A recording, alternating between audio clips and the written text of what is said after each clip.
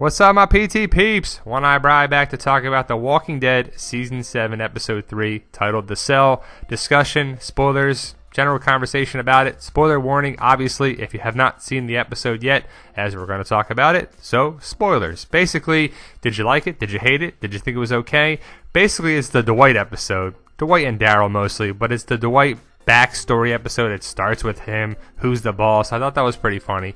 But you could just see that he is a higher person up in the sanctuary and under Negan's control, so he can do a lot of different things that these average people can't, especially when the fight breaks out and he's making the sandwich and he takes the mustard and he goes to the people that had the fight to use it against them to get the mustard and the pickles to continue to make a sandwich. Then you go into the doctor's office and Sherry's there, and Sherry was a huge part of the episode too. You know, we heard about the pregnancy before the episode.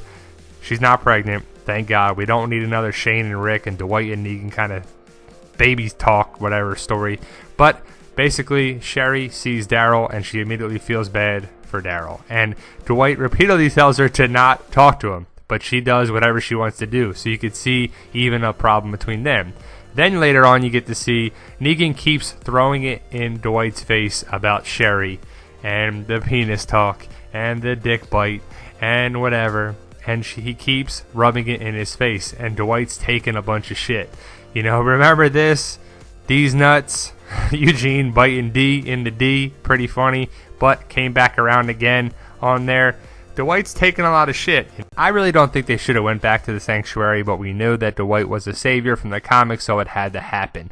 The other thing I thought was interesting is they kind of panned across Negan's room when Daryl was sitting on the red chair, and is that showing that Daryl's going to learn stuff and use it against him later on in the season? Because he's going to escape. You know, he can't be here forever. He's going to get away.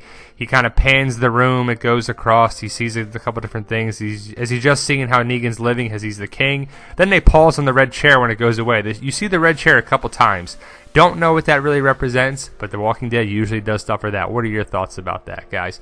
Basically, he gets away. We see another A for the Terminus train, A from Sam Stamp, A this, A that. Sherry back again. She loves being in this episode. She's talking to Daryl, and she's probably going to help Daryl escape. I would see that happening for sure.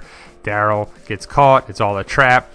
And Negan continues to be impressed by Daryl. So I don't know. But Daryl, butt naked ladies, there you go for it. But they really torture us, the viewer, by watching Daryl be tortured. And with the music throughout the entire episode, the music, the repeated music, the constant music was a little too much on there too. I can imagine what it was like filming this thing, and especially for the character of Daryl. But it was a bit much. The music got pretty annoying throughout the whole episode. What do you think about it?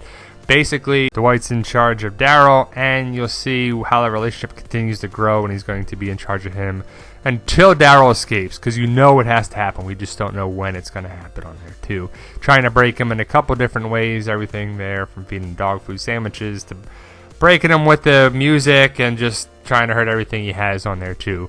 But it was kind of cool to see the inner workings of the sanctuary. I thought they did a pretty good job with it. You know, it is where they filmed the prison, Raleigh Studios, and it had that feel to it as well. Did you pick up the Polaroid? The Polaroid is of Glenn, and I thought it was pretty good on there to see that, and that's what broke Daryl down finally in there. There, you see, that's the Polaroid. I think they did a really good job with that, as gruesome and gory as it is. That's actually Glenn. His head is buried in the ground there, too. It's kind of prosthetic put over top of him, but that was Glenn. The Polaroid was taken just like that. So we thought it came full circle, and it was a nice touch, even though it was a terrible touch to look at it. Negan going through, and everyone kneels for him on there, too. I just still won't get the fact how Negan runs everything with the baseball bat. He doesn't really have a sword or a knife that can kill you pretty easily. I mean, if I got a sword or a knife or a gun, you can take out someone with the baseball bat pretty damn quick. But Dwight, you can see repeatedly that he's getting fed up with Negan, and the tide will turn for Dwight going against Negan at some point. He shoots Gordon in the chest. I see it as a mercy killing because he could not bring him back. But Gordon couldn't be alive anymore either. He was tired of this life in this world, and I don't blame him because he had nothing to live for.